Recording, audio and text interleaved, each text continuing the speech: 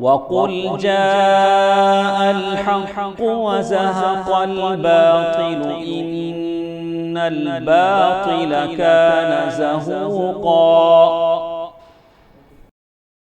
إن الحمد لله نحمده ونستعينه ونستغفره ونعوذ بالله من شرور أنفسنا ومن سيئات أعمالنا من يهده الله فلا مضل له ومن يضلل فلا هادي له وأشهد أن لا إله إلا الله وحده لا شريك له وأشهد أن محمدًا عبده ورسوله أما بعد فإن خير الحديث كتاب الله وخير الهدي هدي محمد صلى الله عليه وسلم وشر الأمور محدثاتها وكل محدثة بدعة وكل بدعة ضلالة وكل ضلالة في النار. فأعوذ بالله السميع العليم من الشيطان الرجيم. بسم الله الرحمن الرحيم. يا أيها الذين آمنوا اتقوا الله حق تقاته ولا تموتن إلا وأنتم مسلمون. يا أيها الذين آمنوا اتقوا الله وقولوا قولا سديدا يصلح لكم أعمالكم ويغفر لكم ذنوبكم ومن يطع الله ورسوله فقد فاز فوزا عظيما. قال تعالى في موضع آخر: النار يعرضون عليها غدوا وعشيا ويوم تقوم الساعة ادخلوا آل فرعون اشد العذاب. برادران اسلام، اسلامی ماں اور بہنوں، ساری تعریفیں، کبریائی، بزرگی، بڑائی، عز و شرف، جاہ و جلال صرف اس اللہ رب العالمین کے لیے لائق و زیبا ہے، جس نے اس ساری کائنات کو پیدا کیا، جس نے ساری مخلوقات کو پیدا کیا۔ اس اللہ کا لاکھوں کروڑوں شکر احسان ہے کہ اس نے ہم تمام کو نہ صرف یہ کہ انسان بنا کر پیدا کیا، بلکہ اسلام کی عظیم دولت سے ہمیں نوازا۔ اس کے بعد لاکھوں کروڑوں درود و سلام نازل ہوں تمام انبیاء کرام پر، خصوصاً میرے اور آپ کے پیارے نبی محمد رسول اللہ صلی اللہ علیہ وسلم پر، جن کی محنتوں اور کوششوں سے آج دین اسلام ہم تک پہنچا ہے۔ حضرات، اللہ نے انسان کو دنیا میں جو پیدا کیا ہے اس کی عبادت کے لیے پیدا کیا ہے۔ جو انسان دنیا میں اللہ کی عبادت کرتا ہے، اللہ کی اطاعت کرتا ہے، نبی صلی اللہ علیہ وسلم کی اطاعت و فرما برداری کے ساتھ زندگی گزارتا ہے، تو پھر ایسے انسان کے لیے دنیا میں بھی کامیابی اور آخرت میں سب سے بڑی کامیابی ہے۔ اللہ نے فرمایا قرآن مجید میں: فَمَنْ زُحْزِحَ عَنِ النَّارِ وَأُدْخِلَ الْجَنَّةَ فَقَدْ فَازَ، کہ جو انسان جہنم سے بچا لیا گیا اور جنت میں داخل کیا گیا وہ سب سے بڑا کامیاب انسان ہے۔ اور جو انسان نافرمانی کرتا ہے، جو انسان اللہ کی نافرمانی کرتا ہے، نبی صلی اللہ علیہ وسلم کی نافرمانی کرتے ہوئے زندگی گزارتا ہے،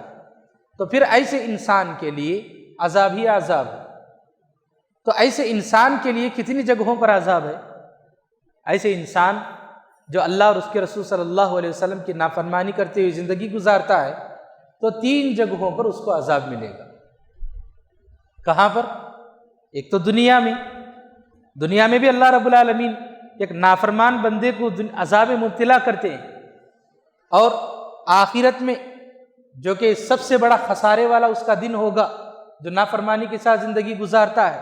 وہاں پر تو اس کو بڑا عذاب ملے گا۔ اور ایک تیسری جگہ بھی ہے جہاں پر اس کو عذاب ملے گا، وہ جو کہ دنیا، اس کی زندگی اور آخرت کے درمیان والی جگہ ہے، وہ ہے قبر۔ مرنے کے بعد انسان قبر میں جاتا ہے، قبر میں اس کو قیامت تک رہنا ہے، تو وہاں پر بھی انسان کو جو کہ نافرمانی کرتے ہوئے زندگی گزارتا ہے دنیا میں، وہاں پر بھی اس کو عذاب دیا جائے گا۔ اور یہ قبر کا جو عذاب ہے یہ برحق ہے، اس معاملے میں کسی قسم کا کوئی شک نہیں ہے۔ حضرت عثمان بن عفان رضی اللہ تعالیٰ عنہ کے بارے میں آتا ہے کہ کان عثمان بن عفان رضی اللہ عنہ اذا توقف على قبر بکا حتی یبل لحیتہ، کہ عثمان بن عفان رضی اللہ تعالیٰ عنہ جب کسی قبر پر کھڑے ہوتے تو اتنا روتے کہ آپ کی داڑھی بھیگ جایا کرتی تھی۔ تو عثمان بن عفان رضی اللہ تعالیٰ عنہ سے لوگوں نے پوچھا کہ اے عثمان، آپ کے سامنے جہنم کا تذکرہ ہوتا ہے تو آپ اتنا نہیں روتے ہیں، لیکن جب آپ کے سامنے قبر کا تذکرہ آتا ہے یا پھر آپ قبر کے سامنے کھڑے ہوتے ہیں تو اس قدر رویا کرتے ہیں، یہ کیا وجہ ہے؟ تو عثمان بن عفان رضی اللہ تعالیٰ عنہ کہا کرتے تھے کہ قبر آخرت کی منزلوں میں سے پہلی منزل ہے۔ جو انسان یہاں پر کامیاب ہو گیا وہ آخرت میں کامیاب، اور جو انسان اس قبر میں ناکام ہو گیا وہ آخرت میں بھی ناکام ہو گیا۔ تو اس بات کو ذہن میں رکھتے ہوئے عثمان بن عفان رضی اللہ تعالیٰ عنہ بے تحاشا رویا کرتے تھے۔ تو یہ قبر کا عذاب ہے جس کے بارے میں کسی قسم کا کوئی شک نہیں ہے۔ اور میرے بھائی، دنیا میں بہت سارے لوگ ہیں، اسلام کے نام پر اسلام قبول کرنے والے مسلمان لوگ بھی ہیں، جو احادیث کا انکار کرنے والے بھی لوگ ہیں، حدیث کا کلی طور پر انکار کرنے والے لوگ بھی ہیں، منکرین حدیث جن کو کہا جاتا ہے۔ وہ لوگ کہتے ہیں کہ دلیل کیا ہے قرآن مجید سے ہمیں بتاؤ، ہم تو حدیث کو نہیں مانتے۔ منکرین حدیث کہتے ہیں کہ ہم حدیث کو نہیں مانتے ہیں، ہم تو بس قرآن کو مانتے ہیں، قرآن سے کوئی دلیل دو جس میں یہ بتایا گیا ہو کہ قبر کا عذاب ہوگا۔ قرآن مجید میں کہیں بھی یہ نہیں بتایا گیا قبر کا لفظ استعمال کرتے ہوئے کہ قبر کا عذاب ہوگا۔ اللہ رب العالمین نے قبر کا لفظ استعمال کرتے ہوئے قبر کے عذاب کا تذکرہ قرآن مجید میں نہیں کیا، لیکن اس کا مطلب یہ نہیں کہ قرآن مجید میں کہیں بھی قبر کے عذاب کا تذکرہ نہیں ہے، ایسا نہیں ہے، بلکہ قرآن مجید میں قبر کے عذاب کا تذکرہ بہت ساری جگہوں پر اللہ رب العالمین نے جو ہے بیان فرمایا ہے، لیکن لفظ تو استعمال کر کے اللہ رب العالمین نے نہیں بتایا۔ تو اس کا مطلب یہ نہیں کہ نہیں ہے تذکرہ۔ تو منکرین حدیث سے دعویٰ کرتے ہیں کہ قرآن سے دلیل دو۔ قرآن مجید میں اللہ رب العالمین نے بعض جگہوں پر اس کا تذکرہ فرمایا، جیسے جب ہم قرآن مجید کو پڑھتے ہیں سورۃ المومن میں اللہ رب العالمین نے فرمایا فرعون جب اس کی اللہ رب العالمین نے اس کو تباہ و برباد کر دیا تو اللہ نے فرمایا النار یعرضون علیہا غدوا وعشیا، کہ ان لوگوں پر فرعون اور فرعون کے ساتھ جو لوگ تھے آل فرعون پر اللہ رب العالمین صبح شام ان لوگوں پر آگ کو پیش کرے گا، ان لوگوں کو صبح شام آگ کے ذریعے عذاب دیا جائے گا انہیں۔ اور پھر فرمایا وَيَوْمَ تَقُومُ السَّاعَةُ، اور جب قیامت قائم ہوگی تو کہا جائے گا ادخلوا آل فرعون اشد العذاب، کہ اے فرعون اور فرعون کے لوگوں سخت عذاب میں یعنی جہنم میں داخل ہو جاؤ۔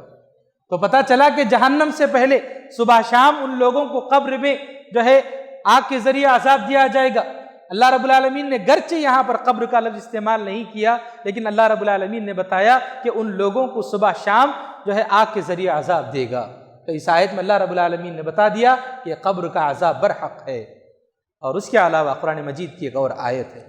اللہ نے فرمایا وَلَوْ تَرَىٰ إِذِ الظَّالِمُونَ فِي غَمَرَاتِ الْمَوْتِ وَالْمَلَائِكَةُ بَاسِطُو أَيْدِيهِمْ أَخْرِجُوا أَنفُسَكُمْ الْيَوْمَ تُجْزَوْنَ عَذَابَ الْهُونِ، جو فرشتے ہوں گے، جو گنہگار اور جو ہے نافرمانی کرنے والے بندے ہوں گے، ان کے پاس فرشتے آئیں گے، بہت ہی سخت فرشتے ہوں گے، بہت ہی سخت فرشتے ہوں گے۔ وہ فرشتے ان پر آئیں گے اور ان کی روح کو قبض کرنے کے بعد کہیں گے ان سے اليوم تجزون عذاب الہون، آج تمہیں رسوائی والا تمہیں عذاب دیا جائے گا، آج تمہیں عذاب دیا جائے گا۔ قیامت کب آئے گی؟ کل آئے گی۔ آج جس دن تمہاری موت ہو رہی ہے، تمہاری روح قبض کی جا رہی ہے، تو آج بھی تمہیں عذاب دیا جائے گا رسوائی والا۔ تو فرشتے ان سے کہیں گے اليوم تجزون عذاب الہون۔ تو اس آیت سے بھی پتہ چلا کہ جس دن روح قبض ہوگی گویا کہ اس دن یعنی قبر میں اس کو جو ہے عذاب دیا جائے گا۔ اس کے علاوہ قرآن مجید کی ایک اور آیت ہے، اللہ نے فرمایا سنعذبهم مرتين ثم يردون الى عذاب عظیم، کہ ہم انہیں 2 مرتبہ عذاب دیں گے، ثم يردون الى عذاب عظیم، پھر انہیں ہم بڑے عذاب کی طرف لوٹائیں گے۔ یہ 2 عذاب بڑے عذاب سے پہلے، بڑا عذاب سے مراد جہنم، قیامت والے دن جہنم میں جو عذاب دیا جائے گا اس کو بڑا عذاب کہا جاتا ہے، لیکن اللہ نے کہا یہاں پر کہ بڑے عذاب سے پہلے ہم انہیں 2 عذاب دیں گے۔ یہ 2 عذاب سے مراد کیا ہے؟ مفسرین نے کہا ایک عذاب ایسے نافرمان بندوں کو دنیا میں دیا جائے گا، اور دوسرا عذاب انہیں قبر میں دیا جائے گا جو کہ جہنم میں جانے سے پہلے ہوگا۔ تو جو نافرمان بندے ہوتے ہیں، نافرمان لوگ ہوتے ہیں، انہیں تینوں جگہوں پر اللہ کا عذاب جو ہے لپیٹ میں لے لے گا۔ ایک دنیا میں بھی انہیں عذاب دیا جائے گا، مختلف قسم کے عذابات میں اللہ رب العالمین مبتلا کرے گا، اور دوسرا اسے قبر میں بھی عذاب دیا جائے گا، اور تیسرا بڑا عذاب اس کو جو ملے گا، جیسا کہ اللہ نے کہا ثم یردون الی عذاب عظیم، جہنم میں بھی انہیں عذاب ملے گا۔ تو ان آیات سے، اس کے علاوہ بھی اور یہ آیات ہیں، ان آیات سے پتہ چلا کہ قرآن میں بھی اس کی دلیل موجود ہے کہ قبر کا عذاب برحق ہے، قبر کا عذاب برحق ہے، اور یہ قبر کا عذاب ہوگا، اس میں کسی قسم کا کوئی شک نہیں۔ حدیث کو ہم پڑھتے ہیں، اللہ کے نبی صلی اللہ علیہ وسلم بنو نجار کے ایک باغ میں گئے، اللہ کے نبی صلی اللہ علیہ وسلم سواری پر تھے، خچر پر تھے، جب گئے تو دیکھا کہ کچھ قبریں ہیں وہاں پر باغ کے اندر، تو اللہ کے نبی صلی اللہ علیہ وسلم نے پوچھا کہ یہ باغ، یہ قبریں کس کی ہیں؟ بہت پرانی قبریں تھیں۔ تو لوگوں نے بتایا کہ یہ جاہلیت کی قبریں ہیں، یعنی یہ کہ لوگوں نے اسلام قبول نہیں کیا تھا، شرک پر مر چکے تھے، جاہلیت پر مر چکے تھے، ایسے لوگوں کی قبریں ہیں۔ دراصل اللہ کے نبی صلی اللہ علیہ وسلم نے کچھ عذاب کی آوازیں سنی تو پوچھا کہ یہ کن لوگوں کی قبریں ہیں؟ تو جواب میں لوگوں نے بتایا کہ جاہلیت میں مرے ہوئے لوگوں کی قبریں ہیں۔ تو اللہ کے نبی صلی اللہ علیہ وسلم نے بتایا میری امت کے لوگ ان قبروں میں جو ہے آزمائے جائیں گے۔ اور پھر اللہ کے نبی صلی اللہ علیہ وسلم نے فرمایا اگر مجھے اس بات کا ڈر نہ ہوتا، اگر مجھے اس بات کا خدشہ نہ ہوتا کہ لوگ قبروں میں لوگوں کو دفن کرنا جو ہے چھوڑ دیں گے، تو میں جو ہے ان لوگوں کو اللہ رب العالمین سے دعا کرتا کہ اے اللہ میں جو کچھ بھی قبر کے عذاب کو سن رہا ہوں، اے اللہ انہیں بھی سنا دے۔ کیا مطلب؟ اللہ کے نبی صلی اللہ علیہ وسلم کی خواہش تھی کہ اللہ کے نبی صلی اللہ علیہ وسلم دعا کریں کہ اللہ کے نبی صلی اللہ علیہ وسلم جو قبر کے عذاب کی آوازیں سن رہے تھے وہ آوازیں دوسرے لوگ بھی سن پائیں، لیکن ڈر تھا کہ اگر لوگ آوازیں سن پائیں گے قبر میں جو کچھ بھی عذاب ہو رہا ہے تو پھر لوگ اپنے لوگوں کو قبروں میں دفن کرنا چھوڑ دیں۔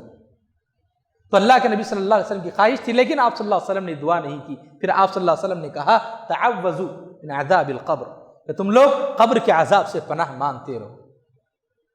ایک اور حدیث ہے، ماں عائشہ رضی اللہ عنہا بیان کرتی ہیں کہ وہ ایک یہودی عورت کے پاس گئیں، یہودی عورت نے ماں عائشہ رضی اللہ عنہا سے کہا کہ اے عائشہ تجھے اللہ رب العالمین قبر کے عذاب سے بچا لے۔ تو عائشہ رضی اللہ عنہا نے نبی کریم صلی اللہ علیہ وسلم سے اس کا تذکرہ کیا، تو نبی کریم صلی اللہ علیہ وسلم نے فرمایا عذاب القبر حق، کہ قبر کا عذاب برحق ہے۔ اور عائشہ رضی اللہ عنہا بیان کرتی ہیں کہ میں نے دیکھا کہ نبی کریم صلی اللہ علیہ وسلم مسلسل نمازوں میں قبر کے عذاب سے پناہ مانگا کرتے تھے۔ ہم پڑھتے ہیں دعا تشہد میں اللہم انی اعوذ بک من عذاب القبر، یہ جو دعا پڑھتے ہیں اس میں قبر کے عذاب سے پناہ مانگتے ہیں۔ تو ماں عائشہ رضی اللہ عنہا بیان کرتی ہیں کہ نبی کریم صلی اللہ علیہ وسلم مسلسل نماز میں اس دعا کا اہتمام کرتے تھے اور قبر کے عذاب سے پناہ مانگتے تھے۔ ان آیات سے اور احادیث سے پتہ چلا کہ قبر کا عذاب برحق ہے، قبر کا عذاب یقینی طور پر ہونے والا ہے، اس میں کسی قسم کا کوئی شک نہیں ہے۔ قبر کا عذاب یہ کیسے ہوگا؟ کیا قبر کے عذاب کی کیا شکلیں ہیں؟ بہت ساری شکلیں ہو سکتی ہیں۔ اللہ رب العالمین مختلف انداز سے لوگوں کو عذاب دے گا، لیکن نبی کریم صلی اللہ علیہ وسلم نے ہمیں بعض عذابات کا تذکرہ فرمایا ہمارے سامنے، جسے اللہ کے نبی صلی اللہ علیہ وسلم نے فرمایا کہ بعض لوگوں کو فرشتے جو ہتھوڑے ہوتے ہیں، لوہے کے ہتھوڑے، ان ہتھوڑوں سے جو ہے ماریں گے، مار کر کے عذاب دیں گے۔ حدیث یہ ہے نبی کریم صلی اللہ علیہ وسلم نے فرمایا ایک بندہ ہوگا، جیسے ہی اسے قبر میں دفن کر دیا جائے گا فرشتے اس کے پاس آتے ہیں اور پوچھتے ہیں، اس سے سوالات کرتے ہیں کہ تیرا رب کون ہے، تو کس کی عبادت کرتا تھا، تیرے نبی کون، اس طرح کے سوالات کرتے ہیں۔ جب بندہ ان سوالات کے جوابات دے دے گا تو اس بندے کو پہلے اس کے لیے جہنم کا دروازہ کھول کر کے بتایا جائے گا کہ دیکھو جہنم میں یہ تمہارا ٹھکانہ تھا، لیکن تم نے ایمان کو اختیار کیا اور تم نے سوالات کے جوابات دے دیے تو تمہیں اس جگہ سے بچا لیا گیا، اور پھر اس کے لیے جنت کا جو ہے دروازہ کھول دیا جائے گا اور بتایا جائے گا کہ دیکھو یہ تمہارے لیے اب ٹھکانہ ہے۔ خوش ہو جائے گا بندہ، نیک بندہ، اور وہ کہے گا کہ کیا میں اپنے گھر والوں کو اس کی اطلاع دے دوں، کیا میں اپنے گھر والوں کو اس خوشخبری بتا دوں کہ میں نے جنت میں جگہ پا لی ہے؟ تو فرشتے کہیں گے کہ جو ہے آرام کرو، ذرا جو ہے انتظار کرو۔ پھر اس کے بعد جو کافر بندہ ہوگا، اس کے سلسلے میں نبی کریم صلی اللہ علیہ وسلم نے فرمایا جو کافر بندہ ہوگا فرشتے اس کے پاس بھی آئیں گے، سوال جواب کریں گے، لیکن وہ جواب نہیں دے گا۔ تو نبی صلی اللہ علیہ وسلم نے فرمایا کہ فرشتے اس ہتھوڑے سے، لوہے کا جو ہتھوڑا ہوتا ہے اس سے اس کے دو کانوں کے درمیان ماریں گے، کہا نبی کریم صلی اللہ علیہ وسلم۔ یہ کیا مطلب دو کان سے مراد؟ یہ دو کان کے درمیان کیا ہے؟ ہمارا سر ہے۔ تو فرمایا کہ فرشتے اس کے دو کانوں کے درمیان سر کو کچلیں گے اس ہتھوڑے سے کا۔ یہ قبر کے ایک عذاب کا تذکرہ فرمایا۔ سبحان اللہ میرے بھائی، کوئی معمولی بات نہیں۔ اگر ہم تھوڑا سا ہمارے سر کو کوئی چیز ٹکراتی ہے، ہم تھوڑی دیر کے لیے جو ہے پریشان ہو جاتے ہیں، درد ہونے لگتا ہے، بعض اوقات لوگ بے ہوش ہو جاتے ہیں، مختلف قسم کی چیزیں تھوڑی سی جو ہے چیز پر، لیکن وہاں پر ہتھوڑے سے پیٹا جائے گا، بڑے زور سے اس کو مارا جائے گا، اندازہ لگائیے اس عذاب کیسا ہوگا۔ یہ ایک عذاب کا تذکرہ اللہ کے نبی صلی اللہ علیہ وسلم نے بیان فرمایا۔ ایک اور عذاب جس کا تذکرہ نبی کریم صلی اللہ علیہ وسلم نے بیان فرمایا وہ ہے قبر کا دبوچنا، قبر کا دبانا میت کو۔ اللہ کے نبی صلی اللہ علیہ وسلم نے فرمایا جب میت کو قبر میں دفن کیا جاتا ہے، جب لوگ دفن کرنے کے بعد چلے جاتے ہیں تو جانے والے لوگوں کی قدموں کی آہٹ کو وہ سنتا ہے، اس کے بعد فرشتے اس کے پاس آتے ہیں، سوال جواب کرتے ہیں، اس کے بعد اس کے آس پاس گھومتے ہیں، اس کے پیر کے پاس پہلے آتے ہیں عذاب دینے کے لیے، تو دیکھتے ہیں کہ کوئی اس کے پاس نہ ایمان ہے نہ عمل ہے، یعنی فرشتے جو عذاب دینے کے لیے آئے ان فرشتوں کو روکنے کے لیے عذاب سے کوئی ایمان اور عمل نہیں ہے، اس لیے کوئی چیز منع نہیں کرتی۔ پھر اس کے بعد وہ فرشتے اس کے ہاتھوں کے پاس آتے ہیں، وہاں پر بھی کوئی ایمان نہیں عمل نہیں، روکنے کے لیے فرشتوں کو عذاب دینے سے۔ سر کے پاس آتے ہیں، وہاں پر بھی کچھ ایمان نہیں عمل نہیں جو کہ عذاب والے فرشتوں کو روکے۔ فرشتے اس سے کہتے ہیں کھڑے ہو جا، جب وہ کھڑے ہو جاتا ہے اس سے سوالات کرتے ہیں، وہ جواب نہیں دیتا ہے، تو پھر اس کے بعد نبی کریم صلی اللہ علیہ وسلم نے فرمایا کہ قبر اس کو دبوچے گی۔ کیسے دبوچے گی؟ قبر ایسے اس کو دبائے گی کہ اس کی جو کمر کی ادھر کی پھسلیاں ادھر اور ادھر کی پھسلیاں ادھر آ جائیں گی، اس کو پوری طرح دبا کر کے رون دے گی۔ یہ بتایا نبی کریم صلی اللہ علیہ وسلم۔ میرے بھائیو کوئی معمولی بات نہیں ہے قبر کا دبانا، اور یہ قبر کا دبانا اگر ہم دیکھیں تو یہ جو ہے انسان کے جو گناہ ہوتے ہیں ان گناہوں کے اعتبار سے قبر اس کو دبائے گی۔ اللہ کے نبی صلی اللہ علیہ وسلم نے سعد بن معاذ رضی اللہ تعالیٰ عنہ جو کہ ایک جلیل القدر صحابی ہیں، ان کے سلسلے میں بیان فرمایا کہ ھذا الذی، یہ وہ آدمی ہے تحرک لہ العرش، جن کی جب موت ہی آئی سعد بن معاذ رضی اللہ تعالیٰ عنہ کی، تو نبی کریم صلی اللہ علیہ وسلم نے ان کی موت کے موقع پر بیان فرمایا کہ سعد بن معاذ کی موت کے موقع پر اللہ کا عرش حرکت میں آیا، اور پھر فرمایا وَفُتِحَتْ لَهُ أَبْوَابُ السَّمَاءِ، اور اس موقع پر ان کے لیے آسمانوں کے دروازے کھول دیے گئے، اور پھر فرمایا وَشَهِدَهُ 70,000 مِنَ الْمَلَائِكَةِ، اور ان کے جنازے میں 70,000 فرشتے شریک ہوئے، اور پھر فرمایا لَقَدْ ضُمَّ ضَمَّةً ثُمَّ فُرِّجَ عَنْهُ۔ اتنا سب کچھ ان کی فضیلت بتائی گئی کہ اللہ کا عرش حرکت میں آیا اور ان کے لیے آسمان کے دروازے کھول دیے گئے، اور ان کے جنازے میں 70,000 فرشتے شریک ہوئے، اور پھر فرمایا ان کو قبر نے ہلکا سا دبایا۔ سعد بن معاذ اتنی بڑی فضیلت والے صحابی، قبر نے ان کو تھوڑا سا دبایا اور پھر چھوڑ دیا، بتایا اتنے بڑے صحابی ہیں۔ عائشہ رضی اللہ عنہا بیان کرتی ہے کہ اگر قبر کے عذاب سے کوئی بچتا، وہ جو دبوچنا ہوتا ہے، دبوچنا قبر جس کو دبوچنا کہتے ہیں، دبانا جس کو کہتے ہیں، اگر کوئی بچتا تو وہ سعد بن معاذ ان کو بچنا چاہیے تھا، لیکن قبر نے ان کو بھی دبوچا۔ اب یہ دبوچنے کا جو معاملہ ہے ایمان اور عمل کے اعتبار سے، ان کے عمل کے اعتبار سے علماء نے اس میں مختلف قسم کی باتیں بتائیں کہ جو نیک اور مومن ہوگا اس کو بھی قبر دبائے گی، کوئی بھی نہیں بچے گا اس سے، ہر کسی کو قبر دبائے گی۔ جو مومن صالح ہوگا اس کو بھی قبر دبائے گی۔ کس طرح دبائے گی؟ علماء نے بتایا اس کے تعلق سے کہ جب کوئی ماں اپنے بچے کو کھوتی ہے، بچہ اس کا گم ہو جاتا ہے، اس کو تلاش کرتی ہے ماں،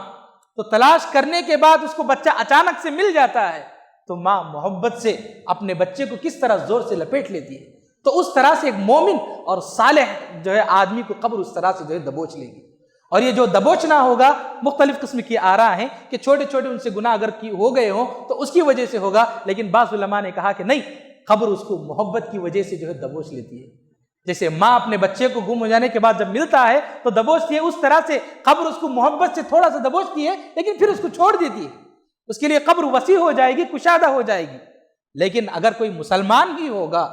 مشرکین کفار کی تو بات چھوڑیے، ان کو تو اس طرح دبائے گی قبر کے، ان کی پھسلیاں ادھر سے ادھر ہو جائیں گی، لیکن مسلمان ہی گرچہ ہو لیکن اس نے بہت سارے بڑے بڑے گناہ کیے ہوں تو ان کے عمل کے اعتبار سے قبر اس کو دبائے گی۔ اس طرح دبائے گی کہ بعض کو جو ہے اس طرح دبائے گی کہ تکلیف ہوگی، بعض کو بہت زیادہ تکلیف ہوگی، وہ ان کے عمل کے اعتبار سے ہوگا، لیکن یہ قبر کا دبانا یہ حق ہے اور یہ ہوگا۔ غرض ہے کہ میرے بھائیوں، نبی کریم صلی اللہ علیہ وسلم نے قبر کا جو دبانا ہے اس عذاب کا بھی تذکرہ فرمایا۔ ایک اور عذاب کا تذکرہ نبی کریم صلی اللہ علیہ وسلم نے فرمایا، وہ ہے سانپوں اور بچھوؤں کا تذکرہ فرمایا۔ قبر میں جن سانپوں اور بچھوؤں سے عذاب دیا جائے گا، نبی صلی اللہ علیہ وسلم نے فرمایا کہ وہ جو سانپ اور بچھو ہوں گے ان کا جو زہر ہوگا، اگر وہ سانپ اس دنیا میں ایک مرتبہ بھی اگر ڈسیں گی، اس دنیا میں ایک مرتبہ بھی اگر پھنکار ماریں گی تو اس زمین پر اس زہر کی وجہ سے کہیں بھی گھاس پھوس نہیں ہوگی، اتنے زہریلے وہ سانپ اور بچھو ہوں گے، اور ان سانپوں اور بچھوؤں کے ذریعے جو ہے اسے عذاب دیا جائے گا۔ یہ بچھو اور سانپ اس کو ڈستے رہیں گے قیامت تک۔ اور ان سانپوں اور بچھوؤں کے بارے میں ایک بات اور کہی گئی، وہ یہ کہ جو اس طرح کے نافرمان لوگ ہوں گے، جو کافر مشرک جو نافرمان لوگ ہوں گے، ایسے ایک آدمی پر 99 سانپوں کو مسلط کر دیا جائے گا، 90 پر 99 سانپوں کو مسلط کر دیا جائے گا، اور ہر سانپ کے 70 منہ ہوں گے بتایا۔ تو ان سانپ اور بچھوؤں کے ذریعے وہ اسے عذاب دیا جائے گا، اور قیامت کے سانپ اور بچھو سے ڈستے رہیں گے۔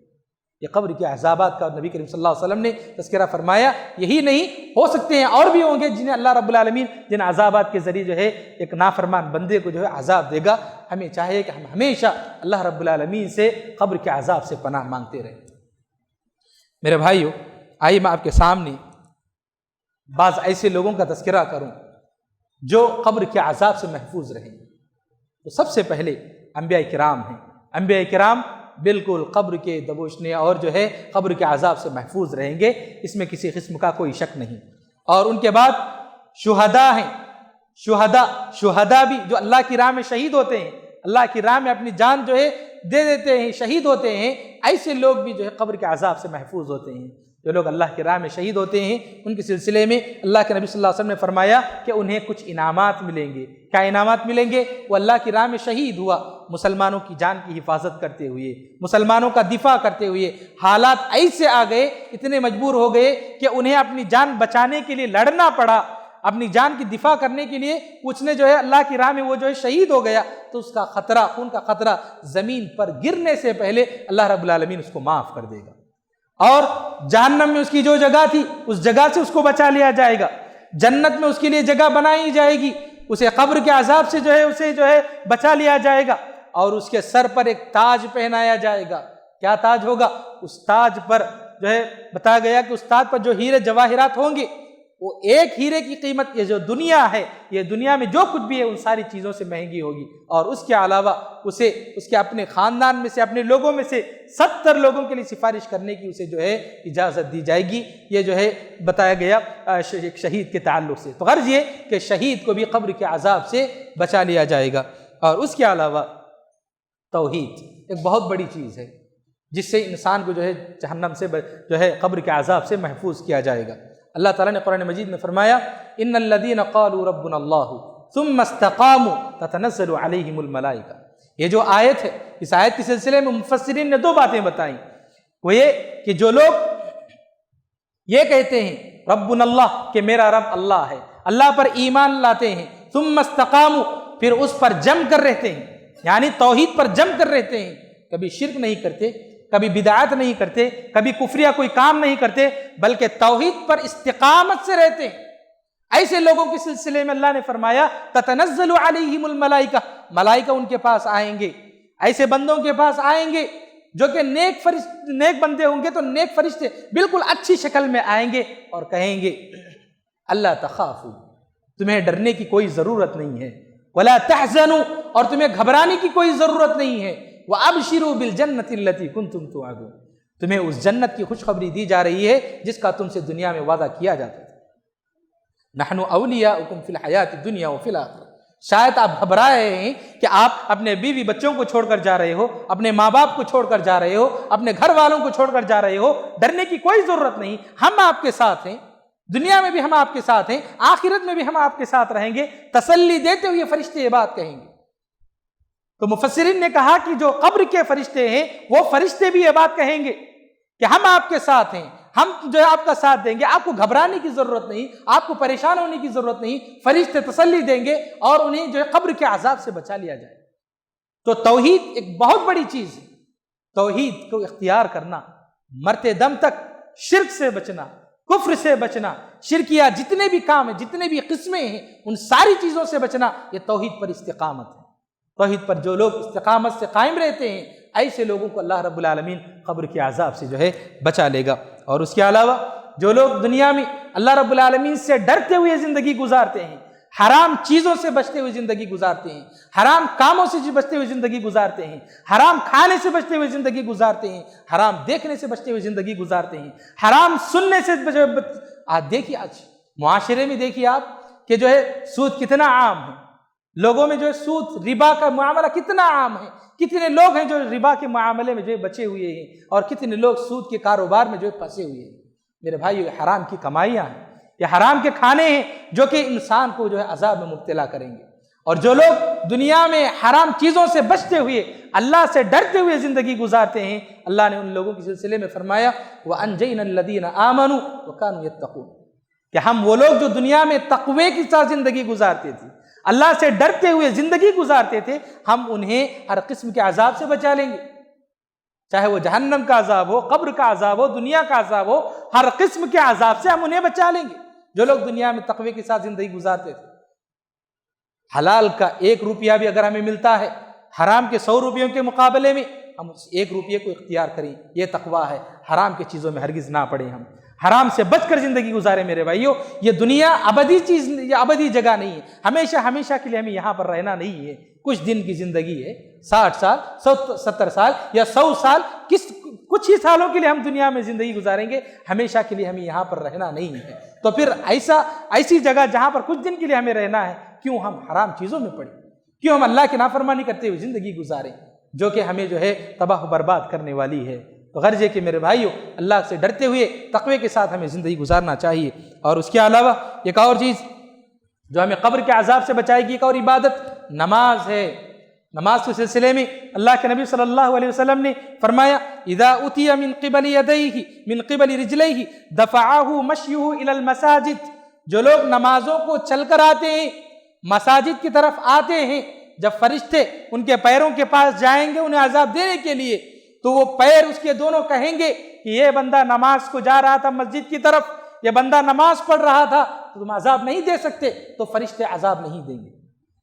وہ بندہ قبر کے عذاب سے بچ جائے گا۔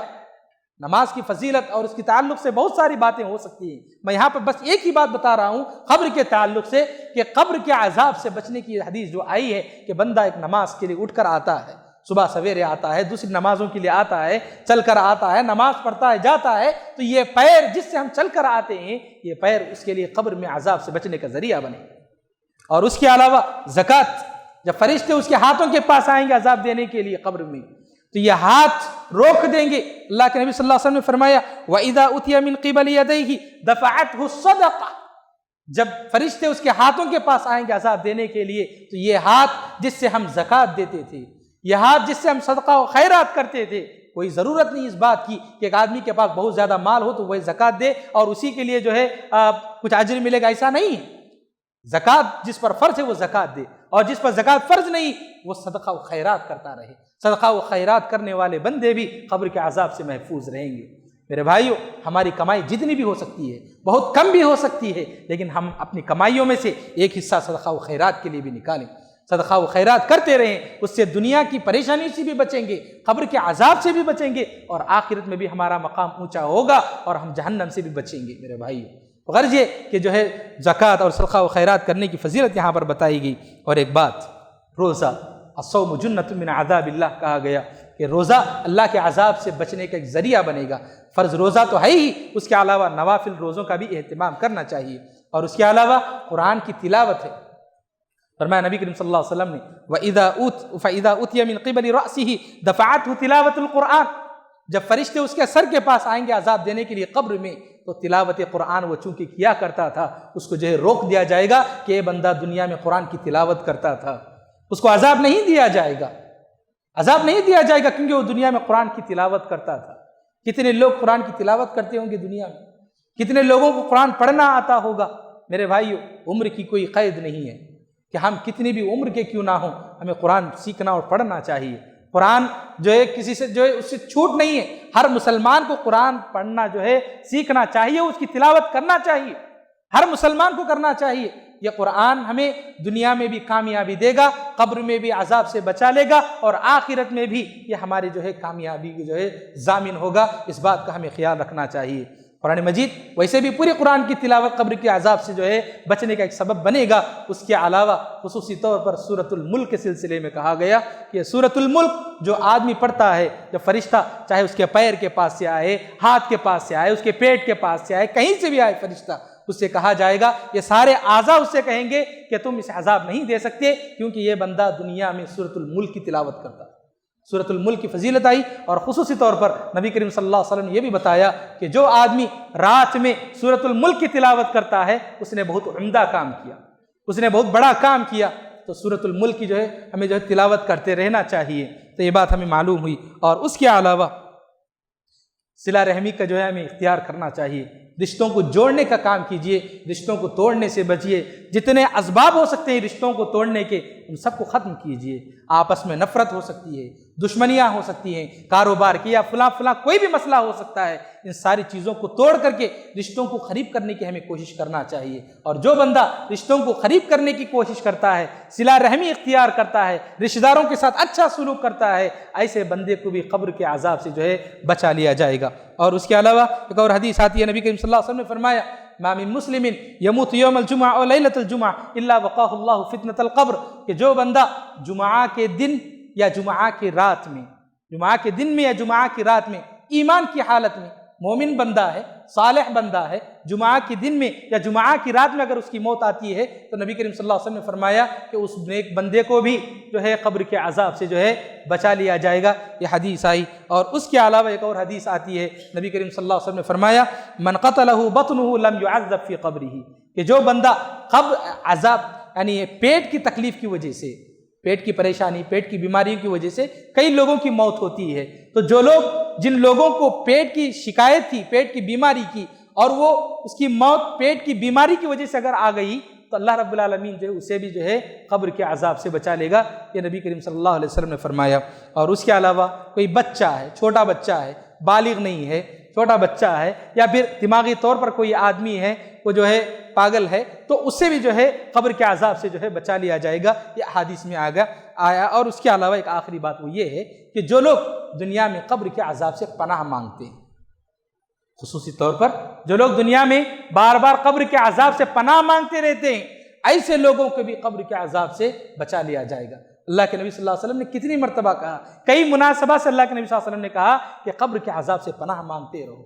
سورج گرہن کا جب موقع آتا، سورج گرہن چاند گرہن کا موقع، اللہ کے نبی صلی اللہ علیہ وسلم اس دن بھی کثرت سے جو ہے قبر کے عذاب سے پناہ مانگتے تھے، نمازوں میں قبر کے عذاب سے پناہ مانگتے تھے، اور کہا نبی کریم صلی اللہ علیہ وسلم نے کہ آپ بار بار قبر کے عذاب سے پناہ مانگتے رہو کیونکہ قبر کا عذاب برحق ہے۔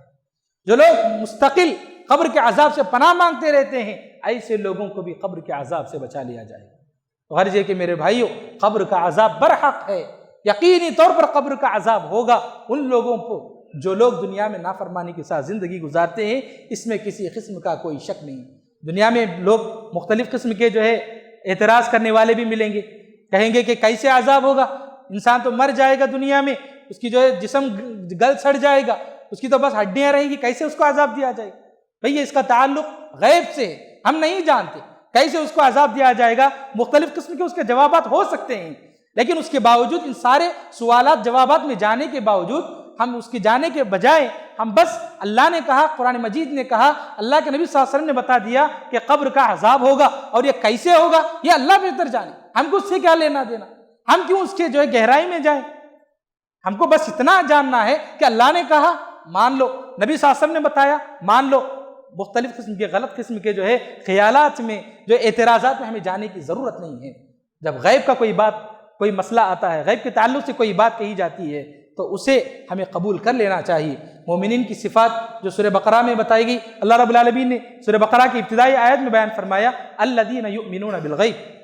کہ مومنین کی صفت یہ بتائی گئی کہ وہ غیب پر ایمان رکھیں۔ کسی بھی تعلق سے غیب کی کوئی بھی بات بتائی گئی، دجال آئے گا، ہم دیکھیں گے نہیں دیکھیں ہم کو نہیں پتا، لیکن دجال آئے گا اس پر ہمارا ایمان ہونا چاہیے۔ یاجوج ماجوج آئیں گے، اللہ کے نبی صلی اللہ علیہ وسلم نے بتایا، اللہ نے قرآن مجید میں اس کا تذکرہ فرمایا اس کا تعلق غیب سے ہم نہیں جانتے، آئیں گے ہمیں ایمان رکھنا ہے۔ قیامت آئے گی، غیب کس کا تعلق ہے ہم نہیں جانتے، کہ وہ آئے گا یا نہیں آئے گا، ہم اپنی آنکھوں سے ابھی ہماری زندگی میں دیکھیں گے یا نہیں ہم کو نہیں پتا، لیکن ہمیں ایمان رکھنا چاہیے کہ آئے گی قیامت کا دن، جو ہے ضرور آئے گا قیامت کا دن۔ اس ساری چیزوں پر جو بھی غیب کی باتیں ہوتی ہیں جسے ہم نہ دیکھ سکتے ہیں نہ سن سکتے ہیں، ایسی بہت ساری چیزیں ہو سکتی ہیں، اس پر ہمارا ایمان رکھنا ضروری ہے میرے بھائی۔ تو اعتراضات کی جو کوئی بات نہیں ہے، ہمیں جو ہے قبر کی جو بھی چیزیں ہوتی ہیں اس پر جو ہے ہمیں ایمان رکھنا چاہیے، اور اس سے بچنے کی، قبر کے عذابات سے بچنے کی جو بھی صورتیں بتائی گئی ہیں ان کو اختیار کرنا چاہیے میرے بھائی۔ یہ جو قبر ہے کہاں پر ہے؟ انسان پوری زندگی جو ہے جس زمین پر وہ رہتا ہے، جس گھر میں رہتا ہے، اس گھر کو بسانے کے لیے، اس گھر میں رہنے والے لوگوں کی زندگیاں بسانے کے لیے بس پوری زندگی لگا دیتا ہے۔ ہر انسان کے مان لیجئے کہ دو گھر ہوتے ہیں یہاں پر، ایک تو زمین کے اوپر ہے، ایک زمین کے نیچے۔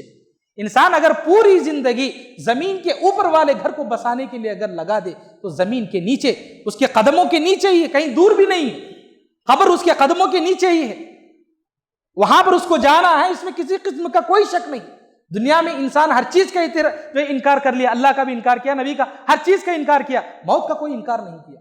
اور مرنے کے بعد اس کو اس قبر میں ضرور جانا ہے، اس کو معلوم ہے۔ اگر اس کے باوجود بھی اگر ہم اس کی تیاری نہیں کریں گے تو یہ ہمارے لیے بہت ہی افسوس کا باعث ہوگی۔ غرض یہ کہ میرے بھائیو، ہم اپنی زندگی اس کوشش میں جو ہے لگائیں کہ ہم اللہ کو راضی کریں، ہم قبر کے عذاب سے بچیں، ہم جہنم کے عذاب سے بھی بچیں، اور زندگی اللہ کو راضی کرنے کے لیے ہم پوری زندگی گزاریں تو اللہ رب العالمین ہمیں ہر قسم کے عذاب سے بچائے گا۔ رب العالمین سے دعا ہے کہ اللہ تعالی ہم سب کو قبر کے عذاب سے بچنے کی توفیق نصیب فرمائے۔ اللہ ہم سب کے جو بھی نیک اعمال ہیں اللہ ہمارے اعمال کو قبول فرما۔ اللہ ہمیں ہر قسم کے جو بھی